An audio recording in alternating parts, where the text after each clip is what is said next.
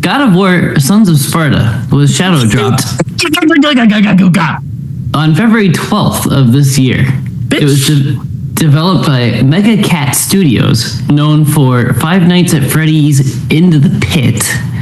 I need your insight on that one in a second. And they ported a lot of the backyard sports games. Do you know anything about Into the Pit? I think that's one of the more recent games. I think it's it has something to do with one of the books. I've been a little out of the recent stuff, so I don't remember. I remember playing backyard baseball, though. Is Into the Pit thumbs up or thumbs down per the community? I don't remember at all. Wow. TBH, honest. Honestly, they don't have an exemplary history. And it was also developed by Santa Monica Studios, who knows the length of their involvement in this game. I think the article earlier said that they wrote the story. And this game was published by Sony Interactive Entertainment. How the fuck did you keep this from me? I worked a 14-hour day, but nobody knew when that was going to happen, and so we kind of just left each other alone. That's true. The story, it follows Greek Kratos telling his daughter Calliope about a fun romp he had with his brother back in the day. But that fun romp is just the two of them looking for another cadet of the Vanguard Circle, Vasilis. They Metroidvania their way around the game, killing bosses looking for him. That's pretty much it. There's some character building between Kratos and his brother, or some other people with forgettable names. There's the lady in the temples that cleans and maintains the temples. She was pretty cool. There's also a tall, gruff guy that pops in just to grunt and give Kratos a new tool. But really, I didn't end up caring about any of the story. It was just, we need to find Vasilis. We found his trail. Let's follow the trail. Oh, he's not here. We just missed him. We gotta find Vasilis. People talk at each other. We'd move on, kill enemies, maybe a boss, and then there were more boring words that didn't say much of anything. We're just looking for a guy the whole game. The visuals are mostly good. It's chunky pixel art. Kratos and Deimos have a lot of the same animations reused over and over throughout the story, but it gets the job done. It's not like, chunky pixel art games are well known for reusing the same animations, especially during conversations, and that happens a lot in this game. So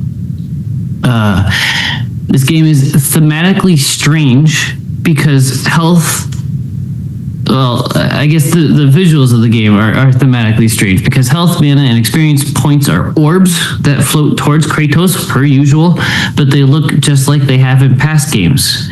And they kind of clash with the chunky pixel vibes, I think. Also, the menus of the game are ripped straight out of Norse God of War games. They aren't chunky or seemingly changed at all. The map is painfully basic. I will give points for each world or segment of the map having its unique color so that you know what part. If you remember that level well enough, you can figure out what part of that level is on the map. But there are logos that fill certain rooms informing you of vendors or save points. But besides that, the rooms are marked as flat blocks with indicators of doors you haven't gone through or that you have gone through. But that's it. It's just block of red. There's no identifying markers at all unless you have a vendor or a save point in there. It's just flat and pretty uninformative. The sound design was okay. Some levels had interesting motifs, while some others had very minimal music. There was one time the music was literally 3 notes repeating. I'm still not sure if that was a bug. I didn't stick around long enough to find out because the soundism was triggering really bad. But it definitely sounded weird. Combat sounds are there: attack, parry, damage received, grunt. Really nothing to write home about. The voice acting was easily the best part of the sound design. Old Greek Kratos sounded excellent. That was the returning actor. I forget his name. Young teenage Kratos and Deimos were okay. It isn't the actor's fault. It is the fault of the story writers. But the amount of times Deimos interrupts the flow of gameplay made his character really fucking annoying. You personally, you Spencer, in your experience and practice, would not be able to survive a drinking game of taking a shot every time Deimos shows up to progress the story. It is so often. I'm always up for a challenge.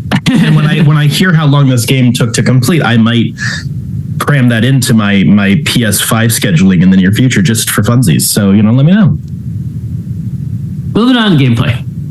As we heard in the announcement an hour ago, you have one weapon set, a spear and shield. You can change the head of the spear for different effects, the handle, and the hilt, maybe? The very bottom that pokes into the ground, for different movesets and stat buffs. You get 8, I called them tool unlocks, but I think the news articles called it gifts from the gods. You have an Estus flask. The gruff guy that grunts at you gives you like daggers that you can climb walls with. You get Lightning McQueen sneakers. You get a slingshot. You get a burning branch, which works as a grenade launcher. You get a Moonlight Greatsword that allows you to push big blocks. I don't know how that makes sense. I think it's the strength of Hercules or something. You get a Harvest Glaive, which is a boomerang that spins layers, and a head that has multiple uses, but most importantly, finding hidden paths.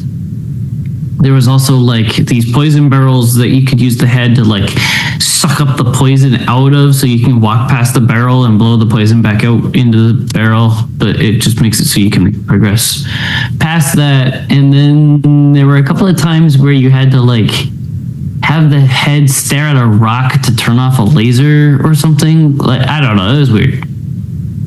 But that was the only one with like multiple different uses like that. Well, no, that's not fair. I really enjoyed that most of the tool unlocks were found in temples to the gods, each god having their own unique theme. That's a good way of using the story to thematically introduce upgrades in a Metroidvania. Each temple had 6-ish altars where you could offer a specific gift that you can find unique to each god to upgrade that certain tool. Skill trees are painfully basic.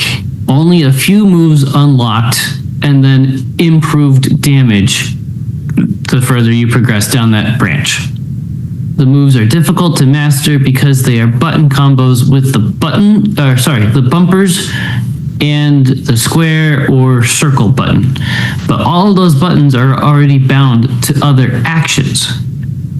It is very easy to try to parry with the left bumper and then attack with the square button, but end up doing a left bumper and square button combo, which is an attack I had unlocked from the spear handle upgrade, meaning I would be locked into a special attack animation while taking an attack to the face that I was trying to parry.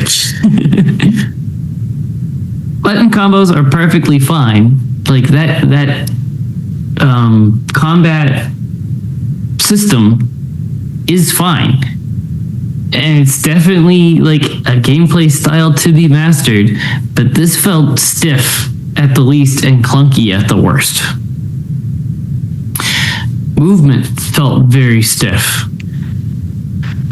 Cycling through the tools at my disposal, the gifts from the gods, is bound to the D-pad, meaning that movement is locked onto the left stick. I like switching to the D-pad with these retro-style Metroidvanias for better motion control, but I wasn't allowed to. Even with the left stick, Kratos feels sluggish, especially when jumping through the air between ladders or whatever. It was weird, too, that, like, if you jump towards a ladder, you have to press the triangle button to grab it. you can't just press up on the left stick to start climbing the ladder. I'm not sure how I feel about that one. It just took a second to get used to. Enemies are extremely spongy, most taking several attacks as basic enemies. I didn't find a way to juggle enemies like in the original games, like in most games, God of War games. I found no way to stun lock or juggle or anything. It was very much like attack, attack, block, or parry. Like attack, attack, block, parry. Like very, very different feeling to the combat.